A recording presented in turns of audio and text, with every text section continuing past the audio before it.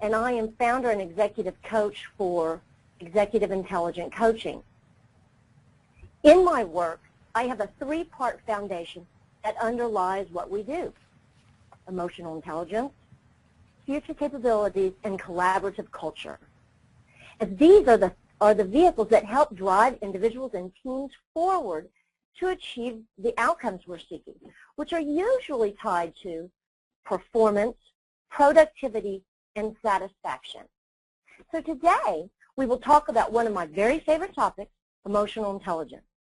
I'm excited to share this information with you, learning about, practicing, and working with emotional intelligence, because it has been a wonderfully positive addition to my professional life and my personal leadership toolkit.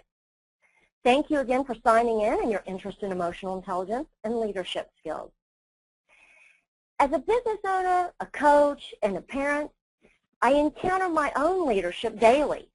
What actions I appear to be effective at, where I don't create the resonance I'd like, and how I can ultimately move things forward. I work with a lot of leaders through coaching and teamwork and have kind of a niche in this space. So going forward, keep in mind that emotional intelligence is a major component of your leadership.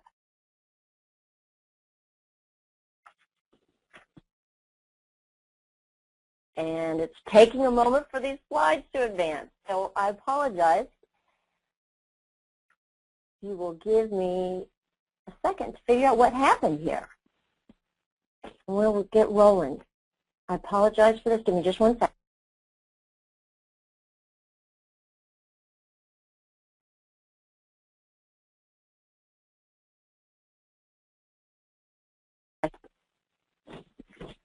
So before we go into the material today, I'd like you to do something.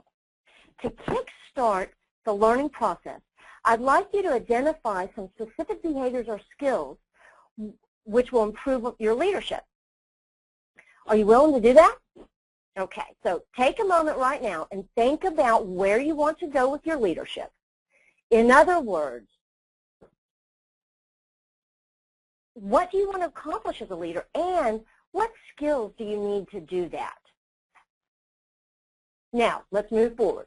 As I often do with my coaching clients, when we first start talking, we clearly identify what their aspirations are. What do they want to achieve through coaching, their leadership training, building their emotional intelligence skills, etc. Then we identify what their needs are. That is, what are the things they need to be good at to accomplish their goal? Next, we collect information so that we can understand and know how all of this effort and energy we're going to put forth in learning, changing, and taking action will indeed connect us to our goal. In our brain, we have to be deeply convinced in this choice as our goal. And then finally, we laser focus on some specific needs and practice, practice, practice them.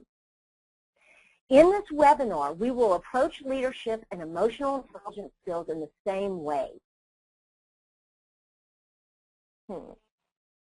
And my slides aren't advancing again. Okay. Let's see what's happening. Give me just another moment, please.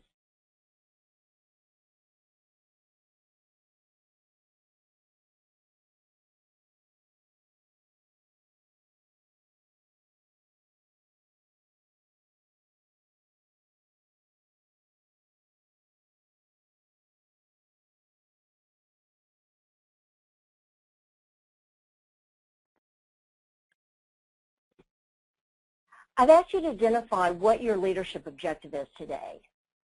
I will provide you with some information to build your understanding. And I'm sorry, guys, I'm having trouble advancing these slides again, and I don't know. Well, maybe that'll work. Let's try this. Okay. So I've asked you to identify what your leadership objective is today, and then I will provide you with some information to build your understanding and share some common leader needs. And finally, explore actions for strengthening our skills. There we go. Let's see if we've got it now. So our mental model holds our beliefs about what leadership is. And Our leadership influences, or our beliefs about leadership influence who we are as leaders. Therefore, we may need to make some adjustments about our beliefs surrounding our leadership if we have aspirations to accomplish more with our leadership. I have a client who is a senior division manager of a global oil and gas company. There are lots of leaders around him. One superior he describes as having a command and control style. There's a peer that is very full and very negative. My client, on the other hand, is a very positive guy and wants to be a great, great leader. So it was important for us to consider and discuss his style in working with his direct reports, and we were talking about this, about how he's working with one of his direct reports' style and interacting with them. This was important in our discussion because working around him are different mental models and concepts of leadership, and he was comparing himself to these other different models. And that didn't work for him because his quest and goals for his leadership are different. He's operating under a different mental model, and so our task is to work within that. Back to the slide, what is your concept of leadership? As we see in this first illustration, is it possibly fear-based from a ruling power or power over, like I illustrated with the command and control style? Is it hands-off or an acceptance from absence of leadership, maybe avoiding or denial until issues arise? Is it ineffective? Try this, it doesn't work, try that, etc. It may be good, it may be that we even move between the models or use a combination of these. The good news is that chances are, since you're viewing this webinar, you are receptive to making some changes, and in the quest to achieving some larger good, have a quest to achieve some larger good with your leadership. Going forward, I'd like you to consider this.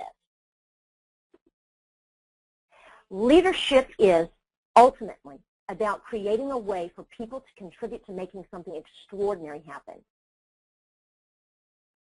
This definition was created, or was coined by Alan Keith, the Chief Administrative Officer over at Lucas Digital, who was very successful turnaround change agent for the organization.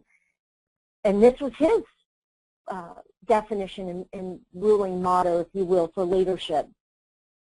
Does this statement resonate with you? This is a different model of leadership than what we were talking about on the previous slide. This leader takes considerable responsibility for the outcomes. It also doesn't sound like a short-term job, does it? Creating ways for other people to make extraordinary things happen. Extraordinary things, while they may occur in an instant, take considerable, repeatedly effective energy over time to build up to that. Wouldn't you agree? Well, if you think so, then this is the webinar for you, because this leadership requires a lot of emotional intelligence. So if this is a high-level leadership quest, let's look at the leadership framework I've built to support this. Before we do so, let's take a minute for our first poll pod. If Elizabeth can be able to pull that up for us, and if you would, please answer the question that appears on your screen.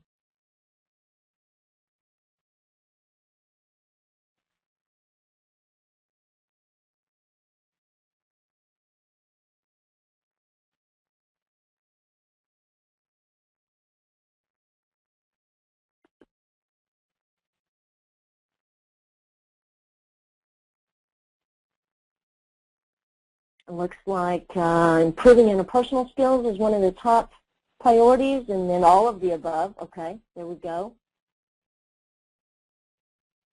Very little on the third and the fourth option.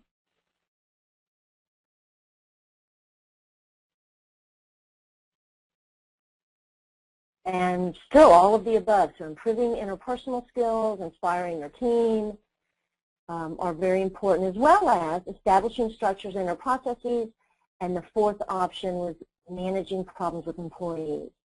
Okay. Thank you, folks.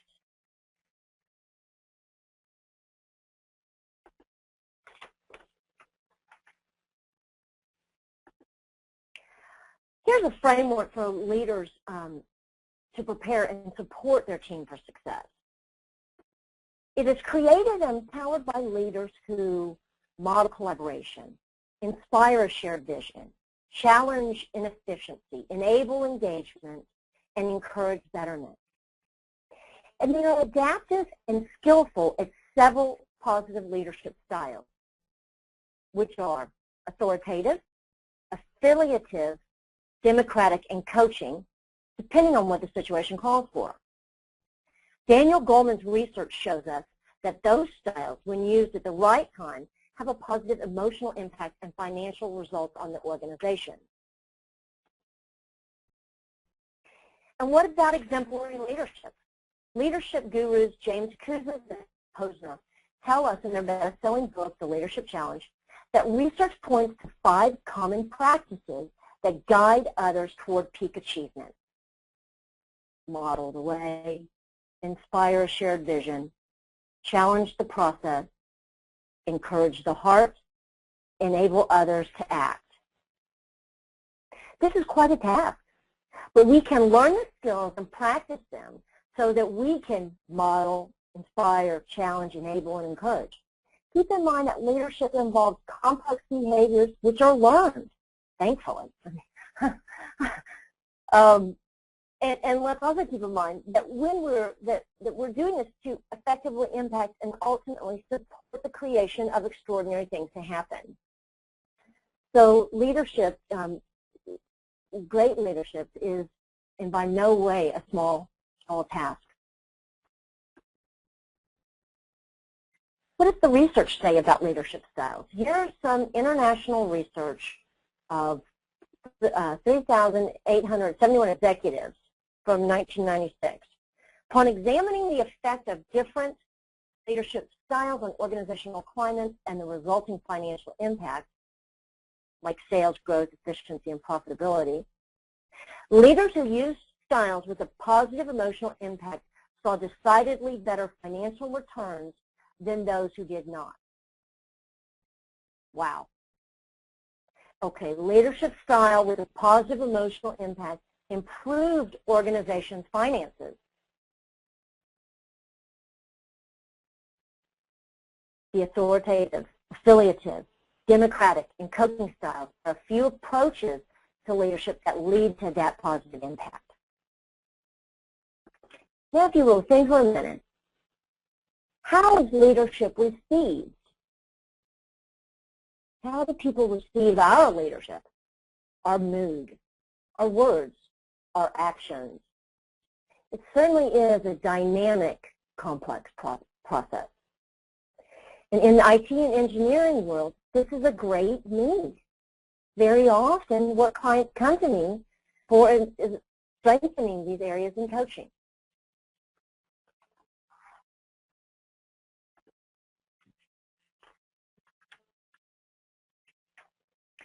Keeping in mind that who we are and where we are form perspective. We have another poll for you real quick. If you would, please take a moment to answer the poll question on your screen. Elizabeth, if you could put that up for us.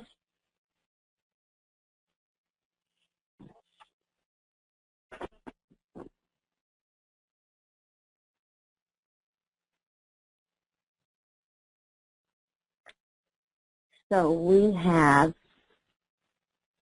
in our audience leadership styles that are described as effective, trying to make others happy and maybe hands-off as the leading dominant style.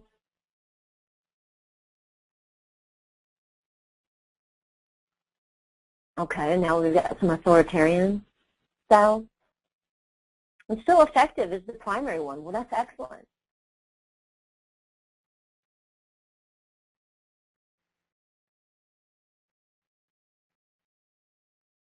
Okay, Thank you for your time with that. In the world of work today, leaders need influence and trust and the ability to see beyond our perspective and understand others' perspectives, do the hard work, and set them up for success. And these characteristics impact each other. This is what I see more than anything, that employees, staff, and team members do not deeply trust their superiors. And unfortunately, the research does not speak well of the leader's reality. The research shows that there is a correlation between job level and the discrepancy of others' perceptions. Inaccurate perceptions can plague leaders, and the higher one's position, the greater the disconnect. A 2001 study showed that the higher one's position, the more likely they are to overinflate their emotional intelligence skills. They see themselves as having stronger self-awareness and management and social awareness and management than their peers, managers, and direct reports see them as having. Does that make sense? In addition, the research showed that lower-level employees have a more accurate perception of the way they think others see them than the higher-level counterparts. So let's sit with that for a moment. This is a danger for us as leaders, this inaccurate perception, because it's a major derailer and something that gets in the way of leaders' ultimate success.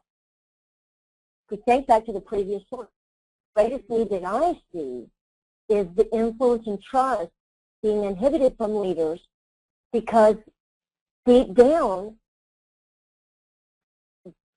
folks are having a hard time deeply trusting their superiors.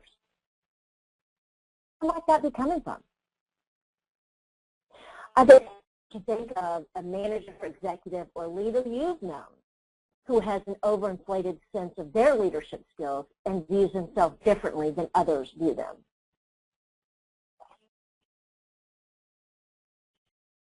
Well, let's look at a couple of stories that were in the news during the last couple of years. Here are leaders in completely different industries, and yet there seems to be a theme. Wells Fargo foreclosure executive brought her family into Bernie Madoff's $12 million Malibu Beach mansion and hosted parties there. A high school assistant principal in Tampa came up with a new way to handle underperforming students. He had them take a shoe off, and he popped their toes. I would consider these actions very short-sighted and poor behavior. I mean, Bernie Madoff had just stolen millions and millions of dollars from many, many people. In the second example, the content isn't related whatsoever to the problem. In Texas, last week, there was a story in the news about a teacher that had the students go out on the track and walk around the track like cats. I don't know what the whole story was, so I couldn't put that on the slide here for you today. But there was in the news, she was in the news, and then parents were complaining about this. So are you conjuring up images of the problems that these leaders may have created by their behavior? These are not successful behaviors. These leaders demonstrated low emotional intelligence, and they were not connected to and in touch with the perception of the people they were leading. These aren't leaders that I would like as a model. And I know these are extreme behaviors, but this is real stuff that happens. There are examples for us, too, because if you'll notice, there's a self-focus of their behaviors. Okay, so maybe to a lesser degree, we can look within ourselves to find where are we maybe focused a little too much on ourselves when we're acting as leaders in our role and what we're modeling or asking or requiring of folks. What about the others involved, or those who might have been impacted by their actions? What message does their behavior send? These are some of the questions we may want to be asking when we're evaluating our own emotional intelligence? Is what we're focusing on helping? Let's be mindful of the messages we're sending and the impact of unintended consequences.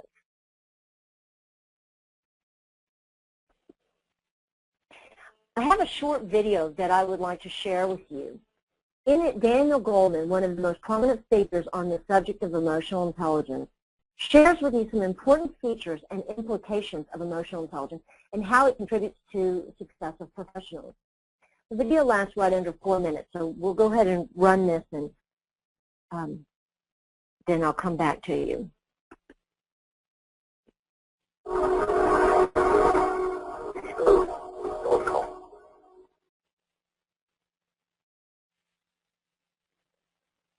So in terms of predicting who is going to be in the top 10% of performance, i.e. the sort of the star performance, you say that EI, emotional intelligence, is more as a sort of better gauge than IQ.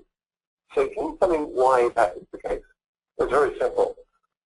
Study after study shows that in order to be in a top profession, in order to be an engineer, in order to get an MBA, in order to get an MD,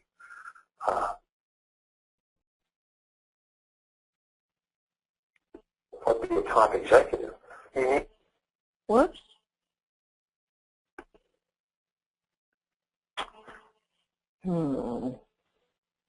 Sorry about that.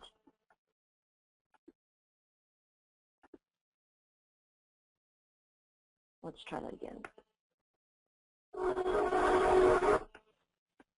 It's going to be in the top 10. There's more as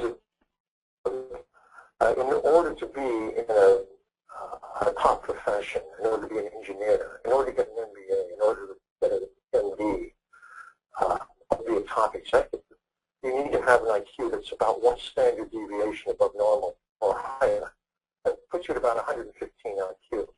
But then the studies show after that there is no correlation between your IQ and your actual effectiveness or success in that line of work.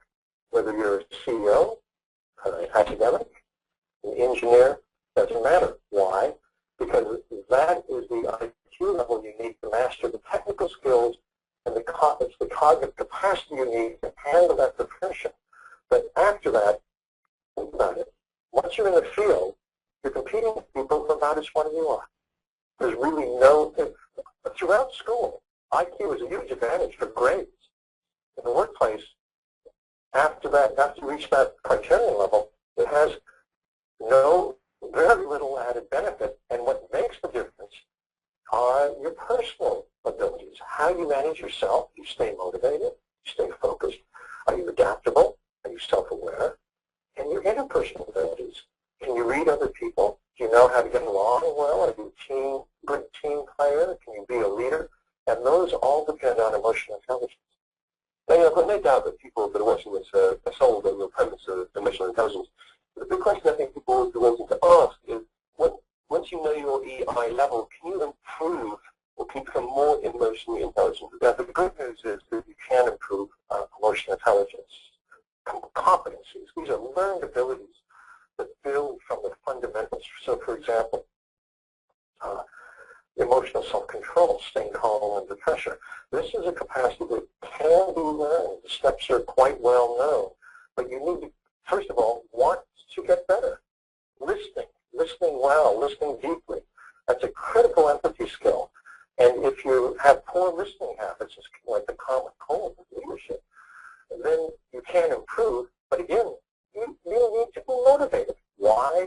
Because in adulthood, you have to undo, at the brain level, undo over-rehearsed habits, the habitual way of reacting, and build a new one until it becomes more strongly practiced than the old one.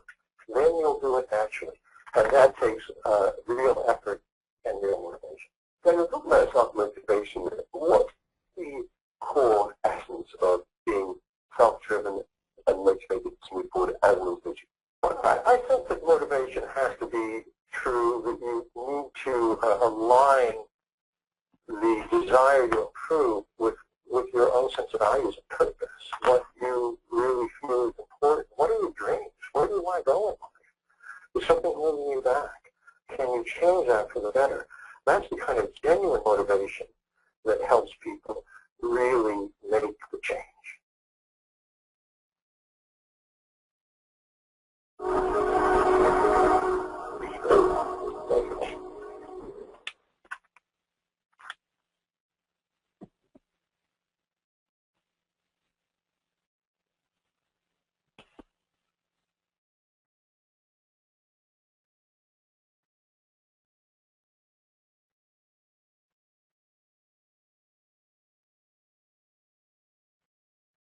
Okay, guys, so how was that? Pretty compelling, huh?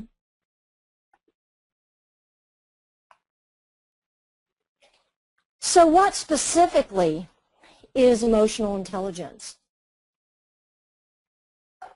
Here are a couple of definitions by psychologists, one of which you'll recognize, who are leading experts in the field. Reuben Baron says that emotional intelligence is an array of non-cognitive capabilities, competencies, and skills that influence one's ability to succeed in coping with environmental demands and pressures. Daniel Goleman, who you just saw, says that emotional intelligence is the capacity for recognizing our own feelings and those of others, for motivating ourselves, and for managing emotions well in ourselves and in our relationships.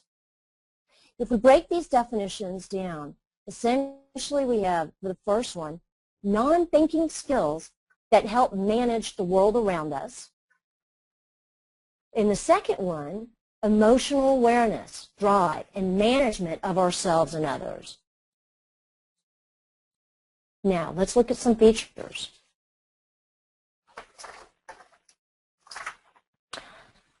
Emotional intelligence is a collection of tactical, dynamic competencies that involve self-awareness, like emotional self-awareness, and an accurate self-assessment. Self-management, like self-control and optimism. It will also include one's ability to adapt and display integrity. Social awareness, like empathy, relationships with others, awareness of one's role in reading the situation. And relationship management, like problem solving and team building, conflict resolution, influencing, inspiring, and developing others. So, this is your overview of emotional intelligence. Excuse me. What about the 411? Here's some good news. Emotional intelligence are skills. That is, they are learned. So we can improve ours. And we can teach, model, and practice stronger skills with our staff, for our organization, for our community, and our children. And emotional intelligence skills tend to increase with experience and reflect balance of emotion and reason. So the good news there for an aging workforce is that emotional intelligence does tend to increase with maturity. I think that's something that folks can look at promoting when we're job interviewing. What's more, emotional intelligence is not IQ, which is your relatively fixed processing and information bank or your fixed personality characteristics. So you can absolutely grow and improve your emotional intelligence. It doesn't mean indulge your feelings and be touchy-feely. Let's look at emotional intelligence skills for leaders, more specifically.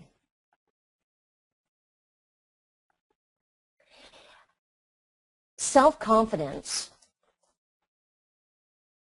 Well, first I'm going to share with you, there are 9 skills that need to be in a leader's behavioral toolkit. And these are things that you may not receive leadership training on. Self-confidence is the first one. In the parentheses, you see the domain of emotional intelligence that it falls under. For instance, self-confidence pertains to one's self-awareness. We're not there yet. Emotional self-awareness also pertains to self-awareness. Transparency reflects self-management. Empathy, social awareness. Inspirational leadership involves relationship management, developing others, relationship management, teamwork and collaboration, conflict management, and influence under relationship management. These are the top 9 skills, emotional intelligence skills, that need to be in the leader's behavioral toolkit. Here's some examples. 4 of the most important skills for leaders include emotional self-awareness, transparency, empathy, and inspirational leadership. Let's look closer at what these skills are and how they pertain to us as leaders. Emotional self-awareness is the ability to understand what we are feeling and why, plus what is causing those feelings. This is a tremendously important skill and the foundation of many other skills. As a leader, emotional self-awareness helps us keep things in perspective. It can help us communicate effectively and also build trust and relationships, as well as it increases our success in making decisions and problem solving. Being weak in emotional self-awareness, on the other hand, can hinder our conflict management and our ability to work within teams, collaborate, and inspire others. Transparency equates to trustworthiness. It is demonstrating honesty and integrity. As a leader, this skill as well establishes trust and a sense of security. Being weak in transparency sends the message that you yourself are not sure of where the safety is. It says, I don't know if I can trust you, the environment, or myself, and it is disempowering. It sends the message you are not important enough or capable of knowing the truth, which I don't know if you can see at this point, but we've set the stage for all sorts of performance and productivity problems by having leaders who are weak in either or both of these 2 areas. And when we're functioning in organizations that are where there's a lot of anxiety, a lot of the transparency is a big issue, and it really perpetuates trust and influence problems. So just compounding a leader's already difficult challenges, maybe in motivating and keeping a team productive and efficient. If you've got a culture in an environment where there's a lot of anxiety and fear, the transparency is probably an issue, and folks really are very distrustful and they're not going to be putting the extra feet forward. They're not going to be staying late. They're not going to be going above and beyond because they don't know at which moment they might get sabotaged or disempowered in some way. So what about empathy? Empathy is an awareness and understanding of what other people's feelings are and why they feel what they do. As a leader, empathy again helps us strengthen our relationships, may they be employees, clients, you name it, because it communicates that we have really listened to the other person and we understand where they're coming from. That's what Daniel Goleman was saying. He's talking about the code du jour for leaders is listening. Empathy builds trust and also really bolsters our conflict management skills. Being weak in the area of empathy greatly impedes the effectiveness of leaders because it cripples your ability to inspire and influence, and it is not conducive to teamwork and collaboration. Finally, inspirational leadership involves guiding and motivating others with a compelling vision. To inspire and motivate others is a critical leadership skill, which may occur after people feel listened to, understood. They will permit you to influence them emotionally. And then you speak to what they care about and what their values are. It supports creating a new vision, motivation, managing change or challenges in the organization.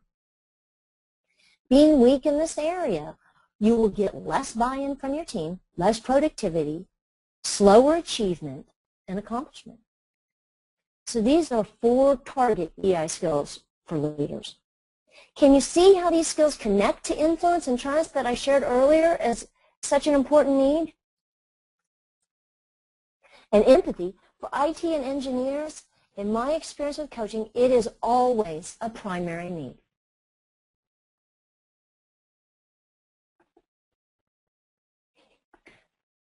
We just need to spin these for you just for a moment.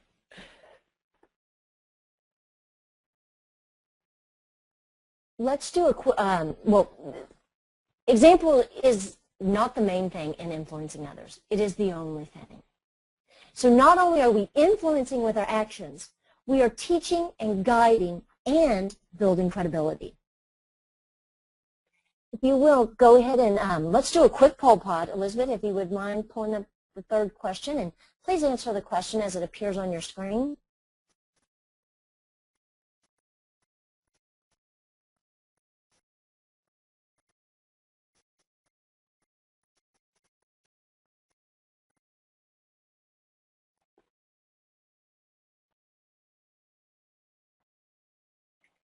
So it shows overwhelmingly that folks think that if they improve their leadership through emotional intelligence, that it will improve productivity and efficiency. Excellent. As I mentioned, exemplary practices of leaders earlier, modeling was the first one on the list. Albert Schweitzer says example is not the main thing in influencing others, it's the only thing.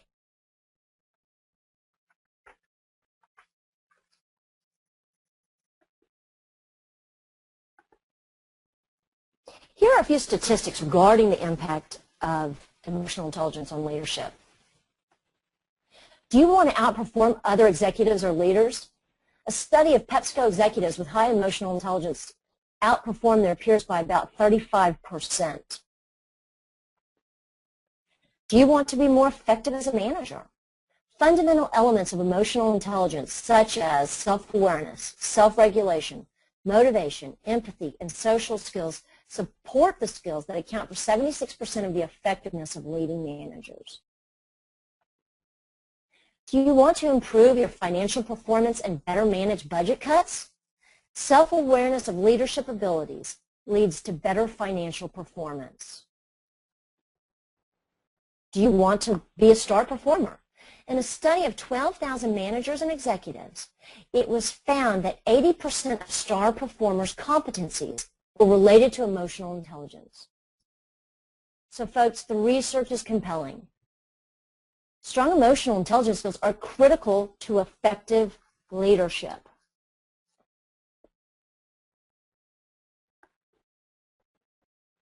Before exercising our EI, emotional intelligence muscles, let's first identify what we need to focus on. You may want to jot down some personal notes, and we will take questions here. We'll be wrapping up shortly, and then we can, hopefully, Elizabeth can collect some questions. So if you've got some questions you want to be thinking about, then also jot down some personal notes. What are the top skills for success in your role as a leader? Recall the 9 emotional intelligence skills for the leader's toolbox. They are self-confidence, emotional self-awareness, transparency, empathy, inspirational leadership, developing others, teamwork and collaboration, conflict management, and influence. What skills do you think at this point will be most important for your success? I have one client, for example, who has sought coaching to improve his leadership and to grow to the next professional level. He's a very strong introvert, and this can work fine because his career is as an engineer. He needs to improve his bonds with people, collaboration, emotional self-awareness, self-confidence with people, and he needs to improve his interpersonal relationship skills. Another client is in a high leadership position, needs to improve his ability to influence peers and key executives. He needs to improve his listening skills and empathy towards others. This client is also very logical and in his head, and he's worked on emotional self-control, indirectly even. Another client needs to work on her impulse control and interpersonal relationships. Another client is another business owner, and she worked on developing others to improve productivity and efficiency of her team, as well as conflict management. Which one of the emotional intelligence skills is coming to mind as important for you right now? You may also think about a recent time when it would have benefited you to be more fill in the blank.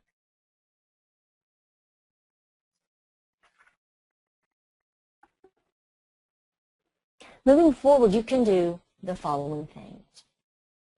Pick one of the 9 emotional intelligence skills from the Leader's Toolkit, which will be critical to achieving your goal. Explore several different things you can try or do to help you strengthen that skill. Decide on 2 actions and commit to trying them throughout the month. If you would, take a moment to answer our last poll pod. Elizabeth, if you wouldn't mind sending that over, please.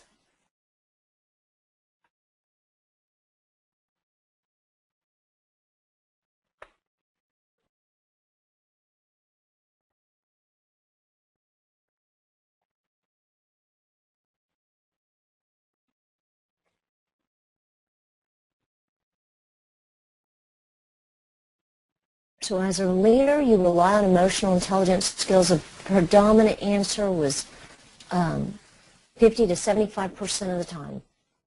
Excellent. Going forward from the workshop today, I encourage all of you to take action and build upon what we started here. This slide shows a list of things you can do.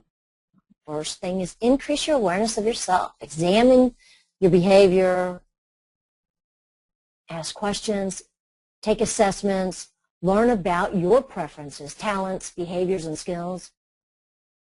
Also, strengthen your leadership skills. Learn more about emotional intelligence. Daniel Goleman has 3 best-selling books out on it, and there are lots of other great books on emotional intelligence. Practice, practice. Skills are developed and strengthened through practice. Remember, emotional intelligence skills are skills. These are not things we were born with.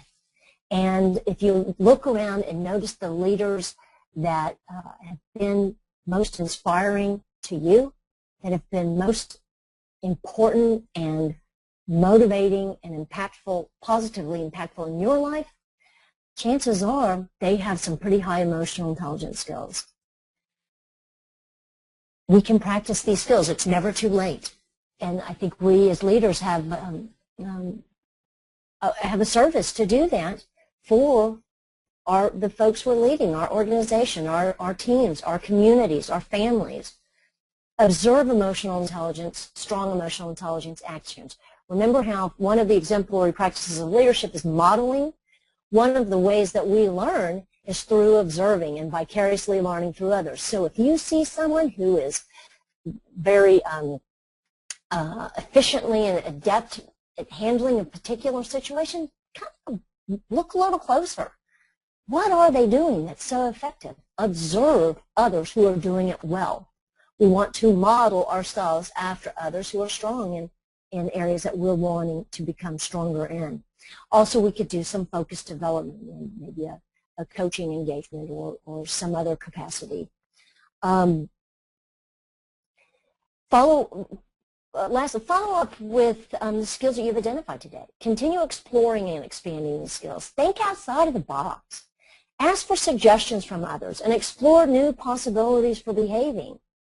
The same thinking that got us to where we are will not help us change something we're currently doing or help us do something new or different, okay? So undoubtedly, while many things have worked for us to support us and get us to where we are, doesn't mean that we can't be better and we can't get better. And so oftentimes we will have to use some different thinking to move us forward. Explore new possibilities for behaving. Finally, approach any communication challenges you encounter through new eyes. That's kind of my parting suggestion, if you will, for you guys. When you see something that's challenging, and it's a communication predominantly, look at it again. What do you see differently? What are you doing that may be contributing to the situation? How might others be perceiving you? Remember, it showed that the research shows the misperception of leaders. The higher we tend to go, the more likely there will be a disconnect between how we see ourselves and our skills and how everybody else sees ourselves. So how might others be perceiving you? And if you're a leader, you're responsible for what you do and how you inspire, develop, and set your team up for success. Remember our definition from Alan Keith, leadership is ultimately about creating a way for people to contribute to making something extraordinary happen. I thank you for your interest, your patience with me advancing these slides today and our delay starting. Your interest in emotional intelligence and improving your leadership skills. Folks, here's my contact information. I'd love to answer questions for you. If you'd like to follow up with me, please do so. And now I'm going to turn it over to Elizabeth, and she can see if she can take some questions for us. But I think also that we will be having this webinar available on the ISIL website. So I'll turn that back over and see what questions we've got coming in. Yes, Nancy, we do have a question that's come in from an attendee who would like to know how we can improve our interpersonal skills. Well, there's so many things to do. So interpersonal skills is kind of that big collection of stuff in our interactions and communications. The first piece is always going to be to increase our awareness of ourselves. What's going on? How are we need to look at it, analyze that situation, or take some specific situations and analyze them. How are we being perceived by others? Where are relationships breaking down? Are we getting feedback from others that we don't seem to listen to them, we don't understand them, they don't like the way we speak to them, they don't hear the message that we're saying? So interpersonal skills is kind of going to be a big collection of many things underneath, like listening skills, empathy, communication, inspiration, and influence. An important piece is, one, increasing our awareness, because we cannot change anything until we first have an awareness that we need to change something. So if we know that we want to change or improve our interpersonal relationships, the next piece is we want to go get some feedback. Maybe we want to take an assessment and look at the nuances of our personality style, maybe an emotional intelligence assessment, but definitely get feedback from others about what's going on and look within.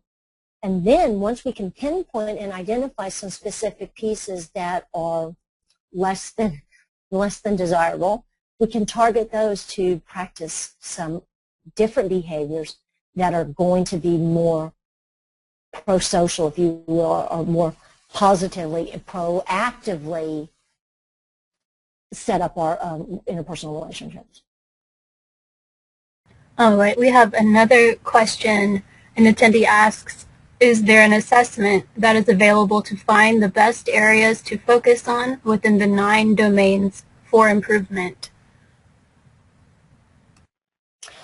That's a great question. And those emotional intelligence is a collection of about 18 to 22 skills. So the thought leaders, the global thought leaders are operated under some slightly different pieces about these, calling them these things or those things. The 9 that I referenced for you here, Daniel Goleman talks about in his Primal Leadership book. And Daniel Goleman does have a published assessment, but there's another assessment that I use that is called an emotional quotient inventory, and it looks at, it measures 18 emotional intelligence skills, and we're just going to, so we'll address those. We're just going to call them maybe a couple different things. We have another question asking if you could recommend some books or resources to go further on leadership. On leadership specifically, I mentioned Kouzes and Posner. You know, you go to Barnes & Noble or look at Amazon, and there's 5 million books on leadership and management. And in any case, it is kind of hard to sift through it all. I do like Kouzes and Posner, so their work, The Leadership Challenge, I think is excellent.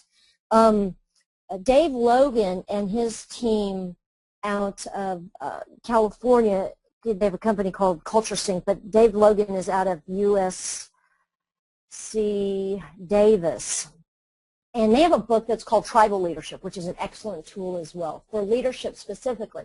Just a moment ago, I mentioned Daniel Goleman, Richard Boyatzis, and Annie McKee have a book called Primal Leadership, Why Leading with Emotional Intelligence Matters. In any case, that's the subtitle, but it's Primal Leadership, and Daniel Goleman is listed as the first author. So those would be, I think, 3 great starting points and give you different perspectives that tie in together. Another tool, which I really love, is the Gallup's organization's work and the StrengthsFinder stuff. So they have another piece in there that's strengths-based leadership, which I really like too. So that could be another tool. One final question to wrap up this session. We have an attendee who would like to know if there is an app to judge and improve one's emotional intelligence. Not that I'm aware of, but if you find one, let me know. Yeah, no, not that I'm aware of at all. But that certainly, I think the best app for that, or the best determinant for that, is really going to be how the people around you are perceiving you and how you yourself are honestly evaluating yourself. So depending on who's in your environment and who's around you, we're interested that our leadership reflects who we are and where we are. So the best judge about what our emotional intelligence is often about what's happening in the environment around you and how you're viewing yourself. The next piece really would be to talk with someone trained in emotional intelligence. As another resource, there is the Emotional Intelligence Consortium. I think it's probably eiconsortium.org, but that is the site for the best practices, the world thought leaders on emotional intelligence, so you can get the data and the information and the trends, whatever that will be published there will be the most respectable and credible. So that's another resource. But guys, don't hesitate to shoot me an email. I'll have some, I'm going to create a couple blogs on the topic of emotional intelligence to put, I think, maybe in the ISA newsletter, but it'll be through ISA. So you can anticipate a couple blogs forthcoming from me on this topic. And you can, I do a monthly newsletter, which really goes out about every 2 months. If you'd like to learn some more free tips and strategies on emotional intelligence, and don't hesitate to shoot me a message and ask me some more questions. I'd love to be a resource.